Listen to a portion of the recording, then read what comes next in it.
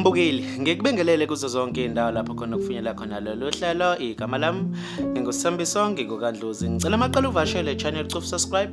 Kanti uma ukuthi usubuye kwesibili ngikubingelele futhi ngikamukela ohlekweni.